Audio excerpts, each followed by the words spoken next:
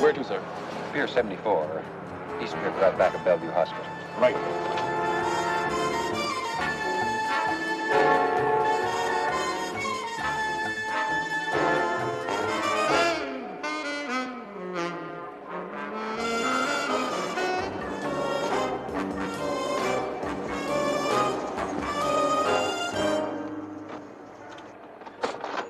I heard you put the meter down. I don't expect that. I don't expect any special favors. Oh, come on. It's all right. I was going to stop here anyway. Besides, I got nothing better to do. Tell me again, what kind of day is it? It's a beautiful day. Magnificent. You can see clear across the river to Queens. Birds are there. It's really lovely. It must be a rough job driving a cab in the big city. Yes, sir, it is a rough buck pushing a rig around this town, especially now. But what can you do? I got a boy in medical school. A boy? Yeah. And my little girl. 9 years old, and she's already eating up more money and clothes than her mother. And I love it. I love it. Yes. There's nothing a man wouldn't do for his little girl.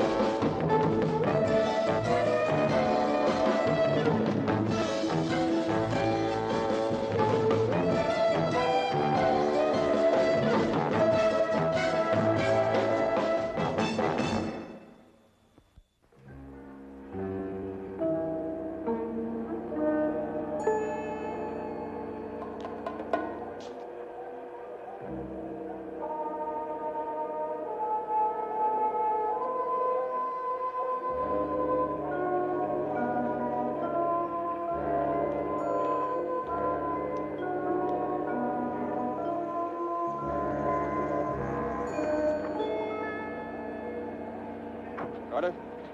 Hawk. What's his name? Bill Fairley. 2117 7th Avenue. What's the matter? I knew him. I grew up with his family. Sorry. Did the killer take the hack picture? Yeah. What about the money? Yeah, 2,000 in the right-hand pocket, just like all the others.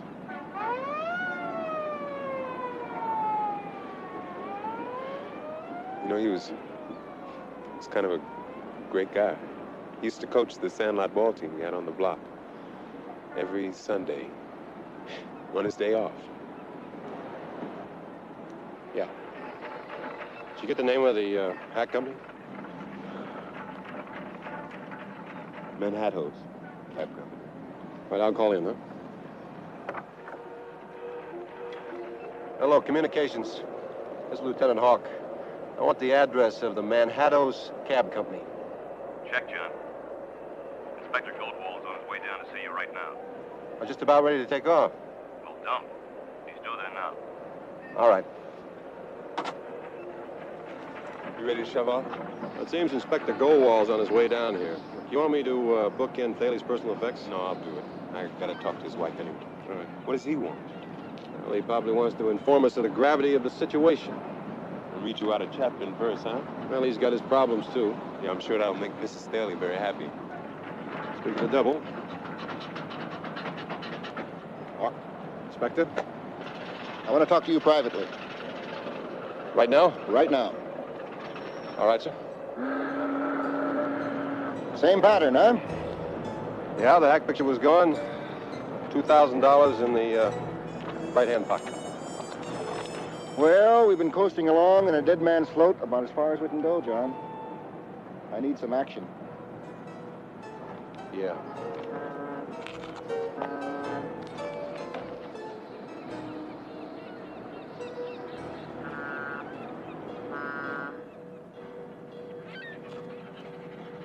You know where I've just been?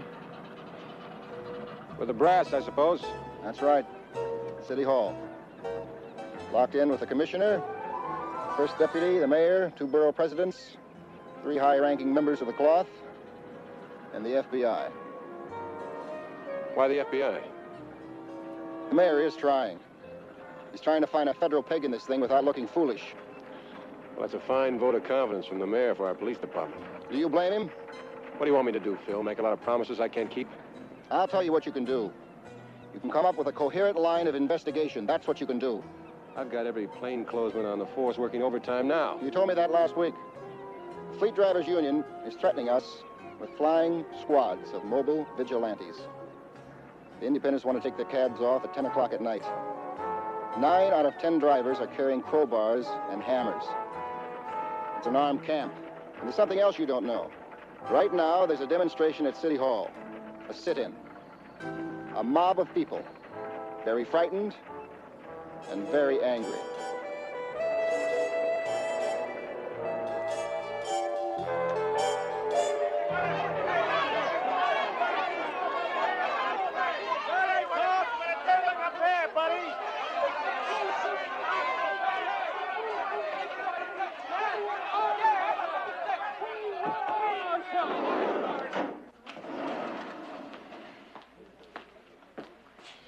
Some mess, huh? You can say that again.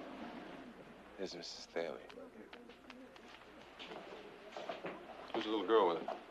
That's Andrea, our daughter. Mrs. Staley. Hello, Andrea. How are you? I'm fine. Mrs. Staley, I have something to tell you. About Bill? A man from the company just told me. Just 5 minutes ago.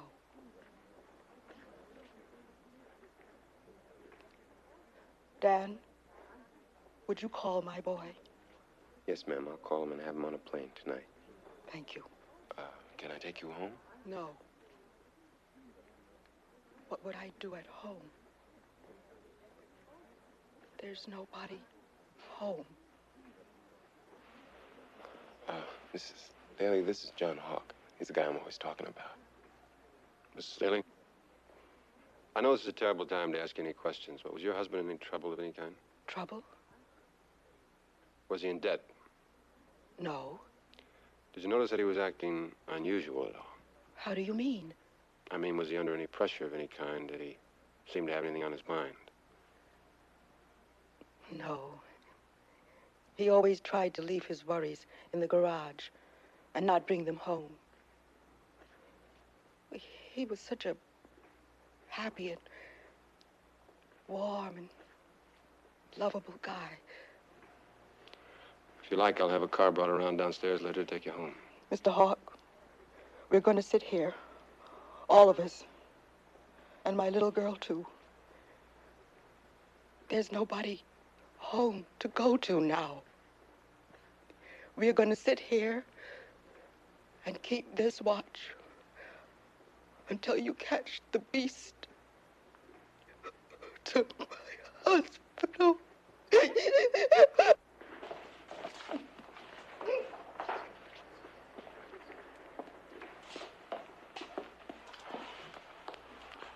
think it'd be a good idea if you had some coffee brought up with these people, huh? Right. I want to see the victims' wives as soon as possible. Who's first on the list? Mrs. Lefkoe. Does your husband have any enemies? Yes, I suppose Jimmy had a few enemies. He was a very opinionated man. I won't deny it. He saw himself as a colorful Brooklyn character. A cabbie with a Brooklyn accent. But he was a good man, Mr. Hawk, and a reasonable one. And he'd go out of his way to help people. Why would anybody want to kill him? Do you have any debts? What do you mean? Did he have any personal debts? I don't know. A house loan. A few dollars to my parents. So what? Did he gamble? If he did, I never knew it. He was a good provider. Mommy, what are the Archipelagos. Archipelagos. It's a chain of islands in the Aegean Sea. It's near Asia Minor. All right? It's time you were in bed. All right. You have a lovely daughter, Mrs. Lefkoe. Is there anything else? No. Been a big help. Thank you. When did you get so smart? Oh, about 25 years ago. Good night, Mrs. Lefkoe. Good night, Mr. Lefkoe. Good night. Melissa's very proud of this book. She's been collecting these pictures for a long time. Haven't you, dear? Uh-huh. It's time you went to bed, young lady. Okay. Good night, Mommy. Good night, Good darling. night, Mr. Hart. Good night, honey.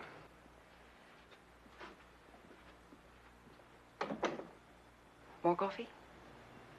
No, thank you. Melissa was the one I was worried about. But it's the boys who are taking this so very hard. I haven't been very helpful, Mr. Hawk. I'm sorry. Yes, you have. What I hear, your husband was a very well-liked man. You told me he owned his own cab. Was it all paid up? He had only one more note to pay. Then we would have been free and clear. Mrs. Tooley, have you noticed in the last few weeks that your husband was under any unusual strain or tension? No. Oh, if he'd been troubled, I would have known it. We hardly kept things from each other. I appreciate it. You've been a big help. Please. Please find that person. And put him away. Forever.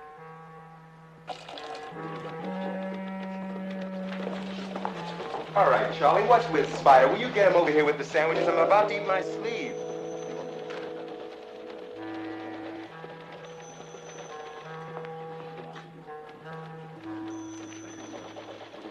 You see, we were both physical culture addicts, very active, very strong. It was one of the reasons I tried to persuade him not to work at night, but he was so sure he could take care of himself. Well, when you're attacked from behind like that, Mrs. Washburn, you don't have much of a chance. What do we come to, Mr. Hawk, when a man goes out to do a simple day's work as if he's going to war, and then when he doesn't come back, you can't even tell yourself the usual lies? What do you mean? That he died in a worthy cause. Can't we go now? Yeah, you can go home now, Jenny. Carter, could you get Mrs. Washburn a car, please? Sure. Good night. Good night.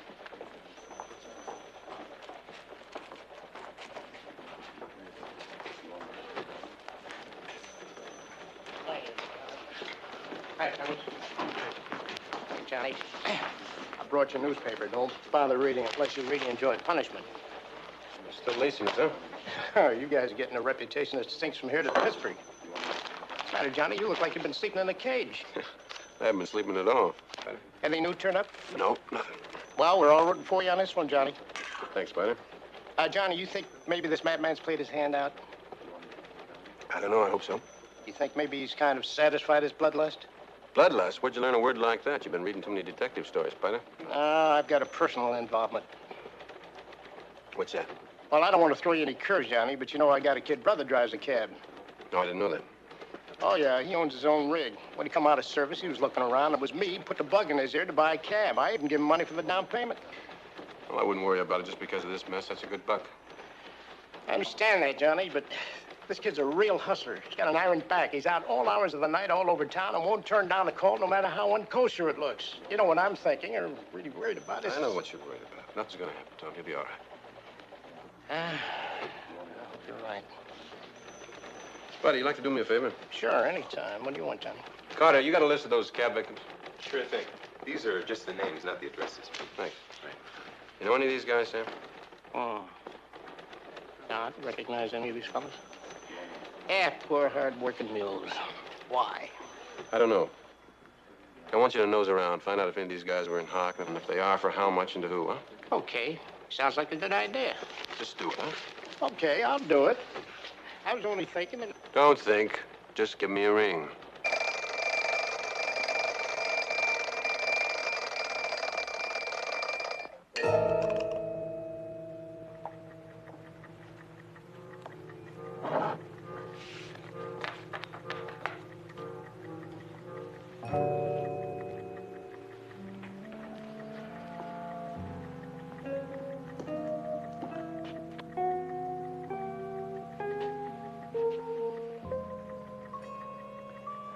You know, roses were your mother's favorite flowers, Melinda.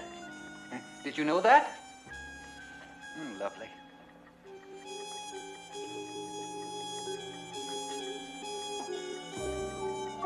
Time. How it does fly.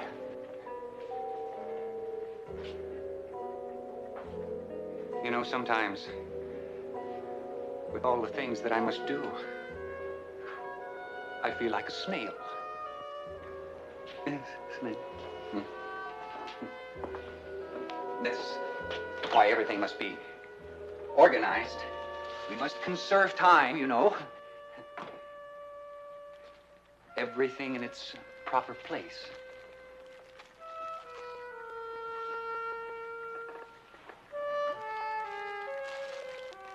That's one thing I learned, you know. Being a certified public accountant.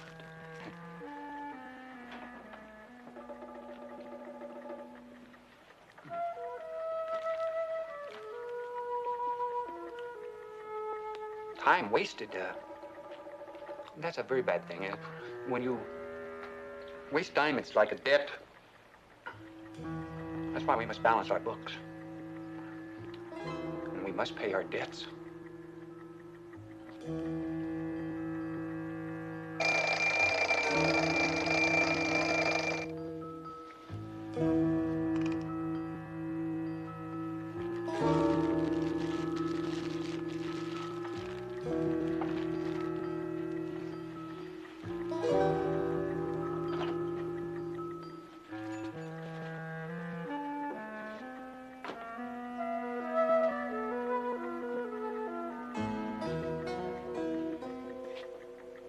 You know, Melinda, you made me very happy when we decided that we would share the money with the others. Now the whole world knows that money can't pay for heartbreak.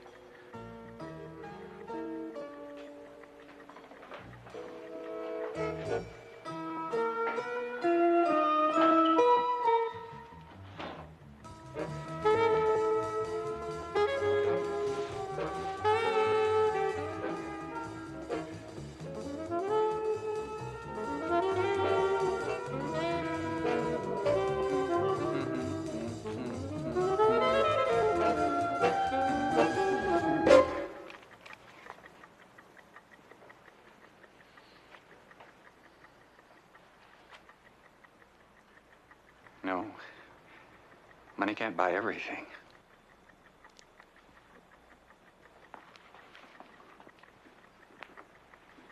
Now for number 6.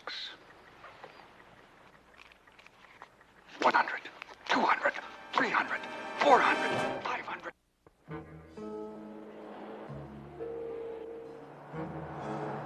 You must get tired driving a cab. Not me, sir. You know, I love to drive. I love this job. Could drive all night long. I must have an iron back. I could do this job all night long. Driving so much at night, it must interfere with your family. Ain't got no family, period. You know how much you call a free agent? You know what I mean. No wife, no kids. Nope. That means that you don't have to answer to anyone. Yep. And I love it. I changed my mind. You can drop me off at the corner. Okay. What you want? That's what I want.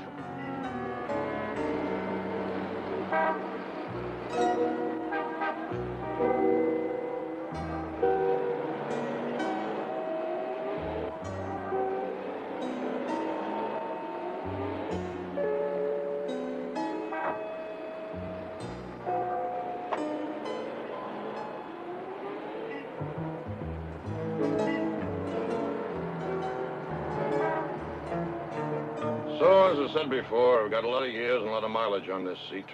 I've seen it all. I can't kick. I saved a few dollars on this job. Any family? No, it's just the two of us, Harriet and me. Kids are all grown up and out of the house. All married. You can drop me off at the park. I think I'll take a little walk. A pleasure. I tell you, if it wasn't for our little granddaughter, it'd be a lonely life. Oh? A granddaughter? She's living with us.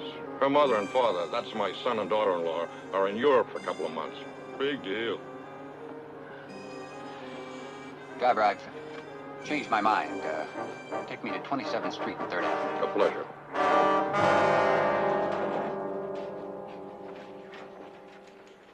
Johnny? Yeah, Phil? Well, what have you got for me? Well, maybe something, maybe nothing. Okay. Well, I checked every one of the cab drivers, every one of the victims back to the beds they were born in. And? Well, they're all hardworking, honest men, and I can't find any link between any of them. How about the missing hack pictures? Checked with the post office, I checked with the lost and found, I haven't had any turn-ins. And the $2,000 in the pocket? Well, it establishes that there's no robbery motive. And establishes the fact that we have an uncommonly rich killer running around loose in the city. Or an uncommonly choosy one. What do you mean? Phil, every single one of those victims had a pre-teenage daughter. Hawk. What? All right. Well? It's a patrol car cruising up on 27th and 3rd. He found another cab driver, dead.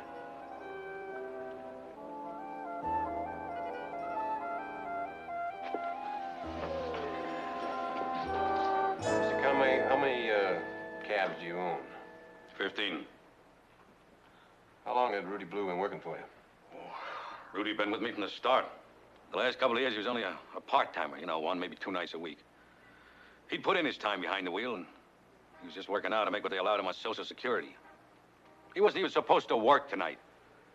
But I get stuck with a few cars, and I call him. I sure wish he had turned me down.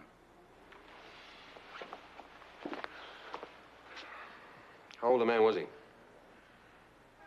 He was 68 years old. Excuse me. 68. That kind of kills your pre-teenage theory, huh? Yeah.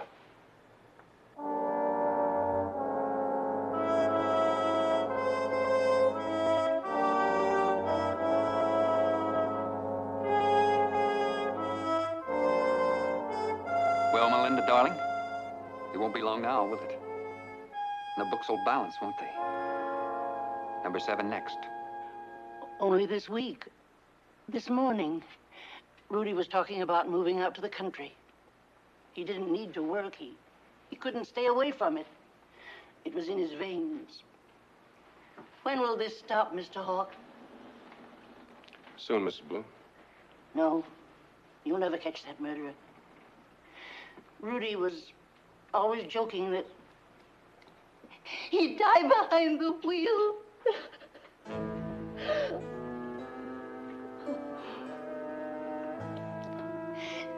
Is there anything else I can do? No, you've been a big help. Thank you. You're welcome.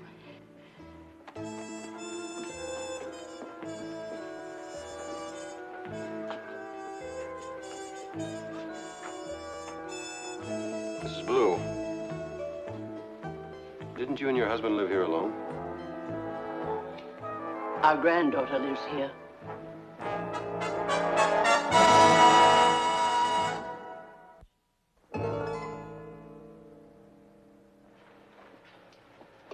Sam Hurd. Houston and First Avenue. Harry Washburn. St. Mark's and First. Walter Tooley. 14th Street and First Avenue. Jimmy Lefko. Jim Lefko, Peter Cooper Village. Bill Thaley. Pier 74, East River. Number 6 is Rudy Blue. 27th and 3rd. Now, the Hack Bureau called, and they said that the trip sheets matched the meter readings. Rudy Blue's last pickup was between 11:45 and midnight. Rudy Blue.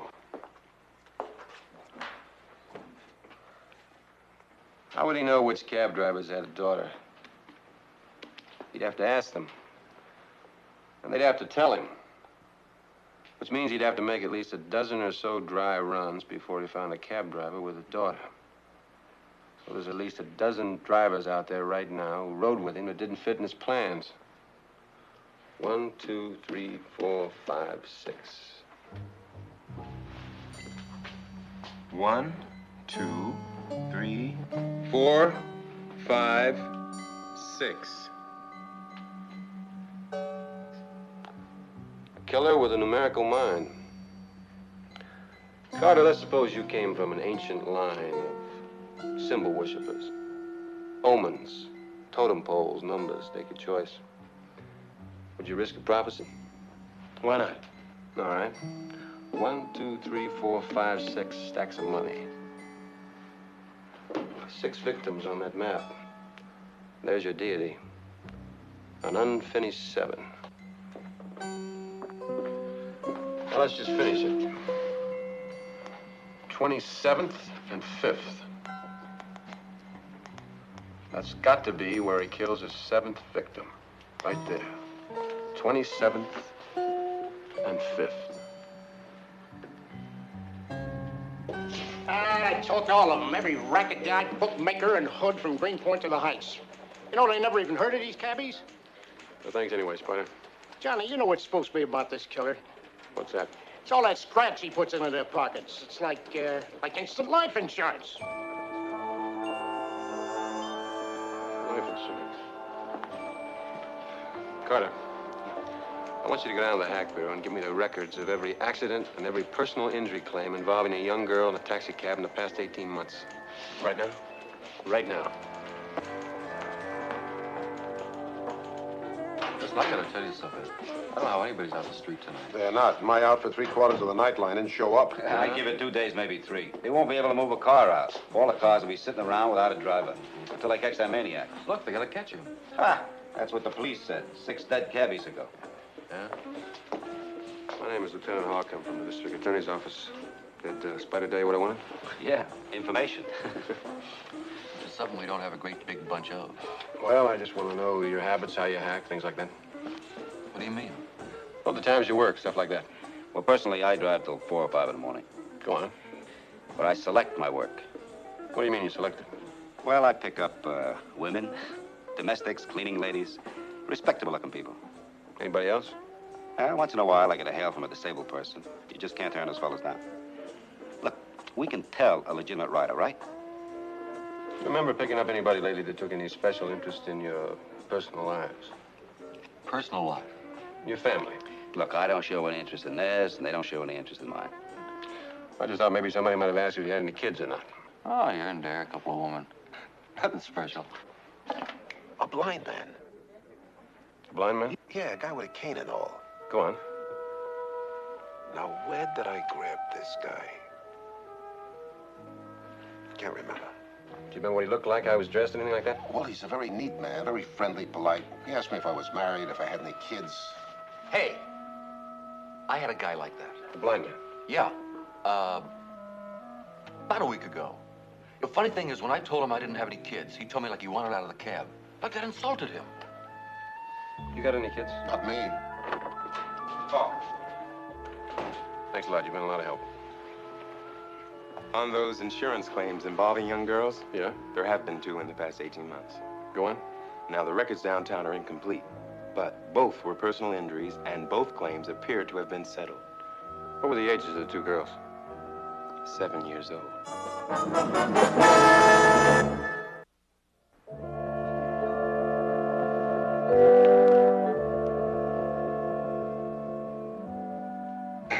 No, Melinda. These are not me. Yes, this is better.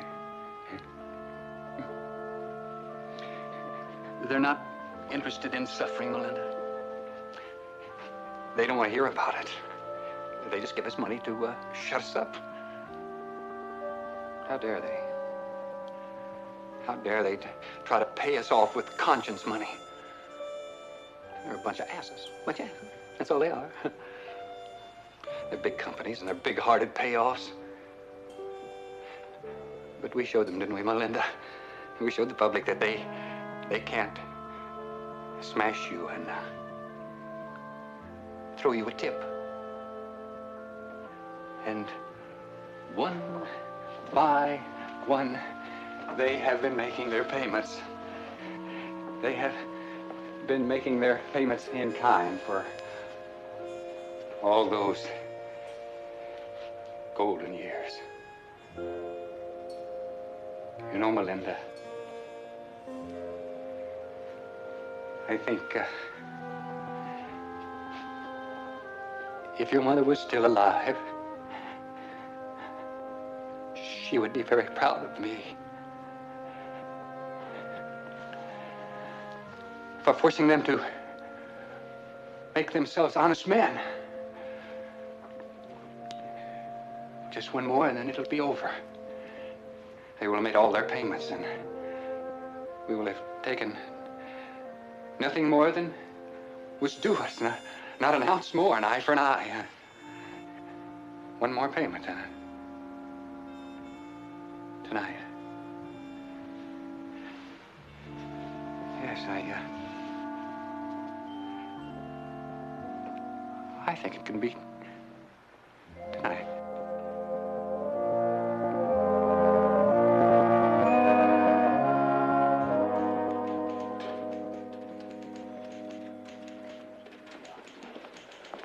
Brett, I want to thank you for coming down here so late. It's all right, I don't mind.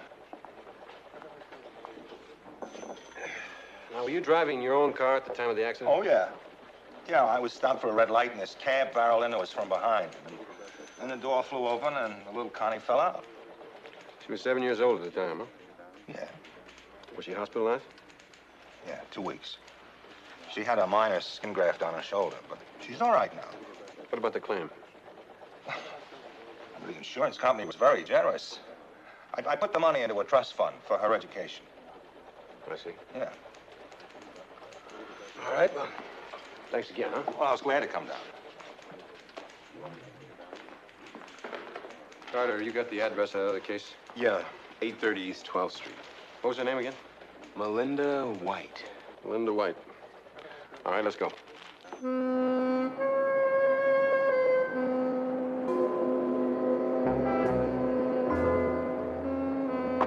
Well, it was there 18 months ago.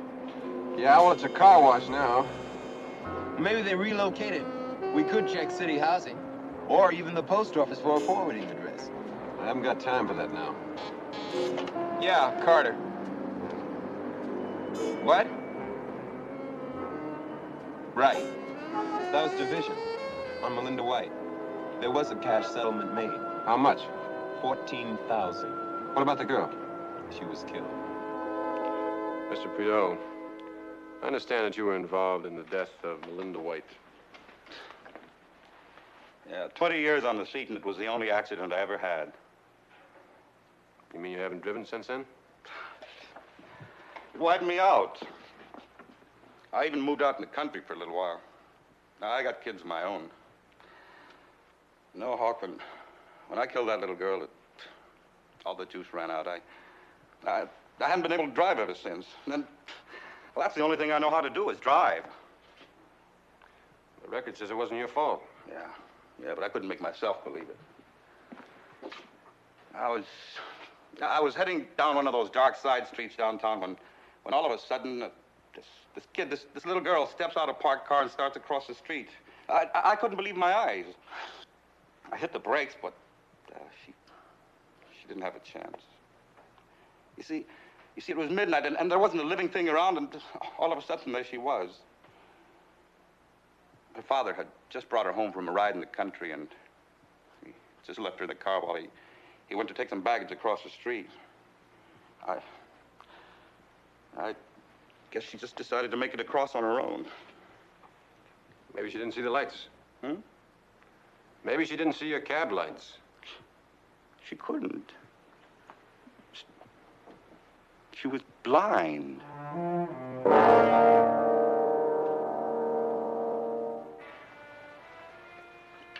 One, 2, 3, 4, 5, 6, 7. Here. 27th and 5th.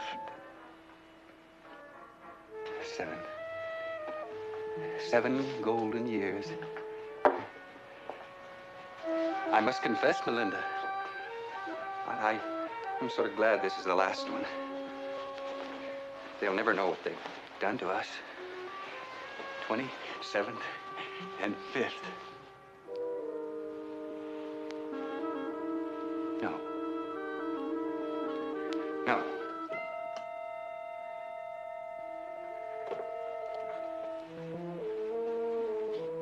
Here. I'll bring him here. I'll bring him here so you can see it, Melinda.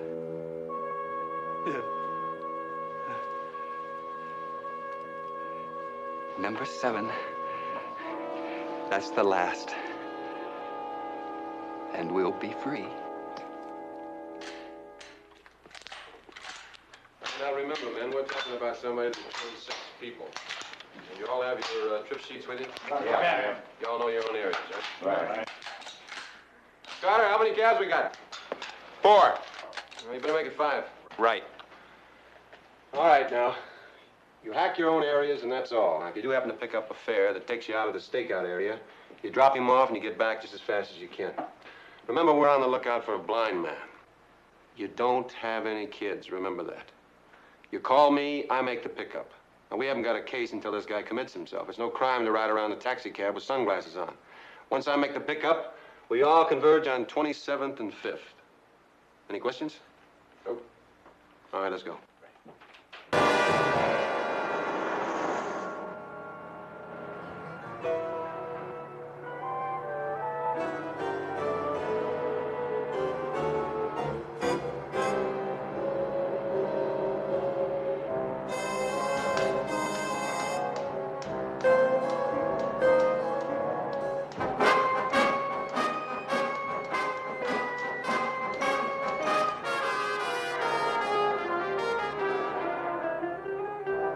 Hawk, I'm at the playground at 30th and 5th. I'm being held by a blind man. Out.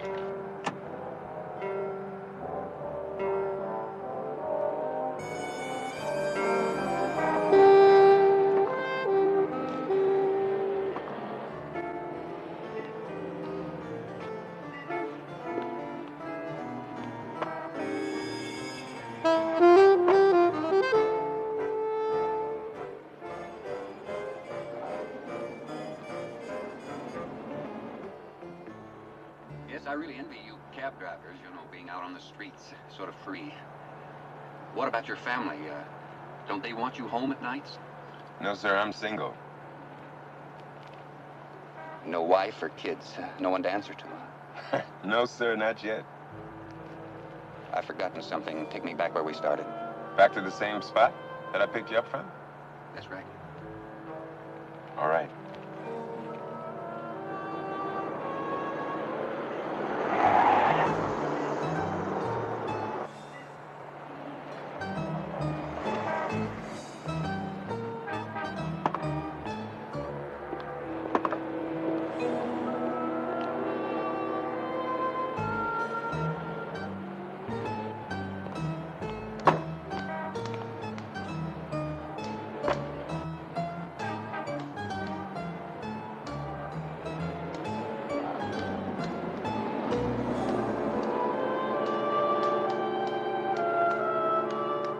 Hawk, I took him back to the playground at 30th and 5th. I told him I was single and he wanted out. Check. I'll pick him up. Now tell all cars to converge on 27th and 5th.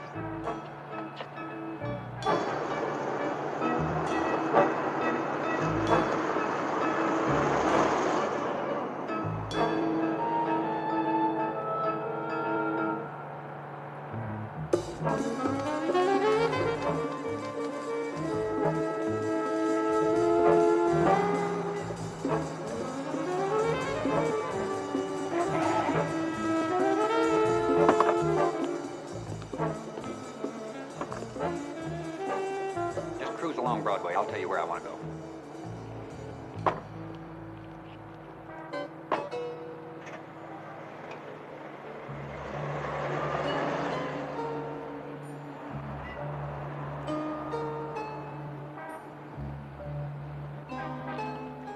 You mean you'd rather do this than be tied down at an office job, is that it? Well, I had a 9-to-5 job once, you know. I couldn't take it. What about your family? Do they approve? Well, they're used to it, you know. And your children, do they understand? Well, child. I only got one kid, you know, a little girl, 7 years old. A girl? Yeah. 7? Yeah. How nice. Yeah, she's a doll, you know. She's got me eating right out of her hand. Oh, yes, I know how that is. A little girl has a way of getting under your skin. That reminds me. My little girl's waiting for me now. You'd better take me home. Head south. South? Well, that's down towards the Greenwich Village. That's right. Is there anything wrong with that? No. I gotta have an address from my trip sheet, you know. You'll get one. When the time comes.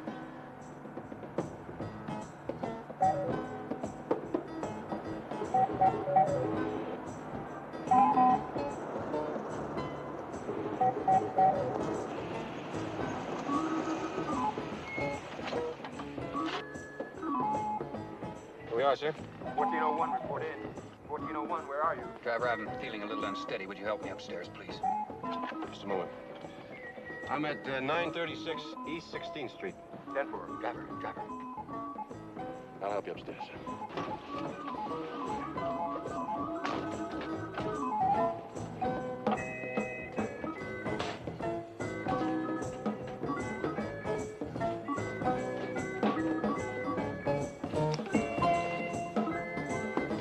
Come in. Make yourself at home. Come on. Over there. Over there by the fire. It's much more comfortable there.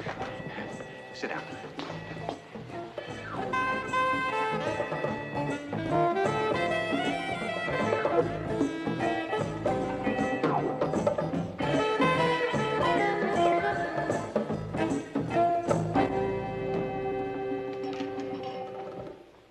I'm not really blind, you know. Yeah, I kind of figured that out. That's very astute. You're a very lucky man. You're about to come into an inheritance of $2,000 to buy a new casket. Oh, yeah? Why is that? Because I'm going to kill you. Crawl over there. Hurry up.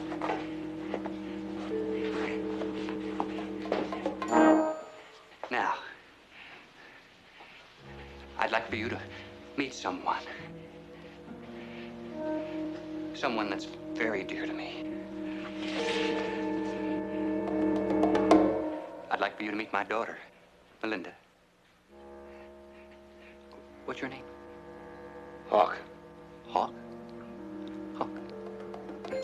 I brought you here so that you could pay your debt in her presence. What debt? Oh, you killed her, you know. You and your colleagues. Goodbye, Hawk.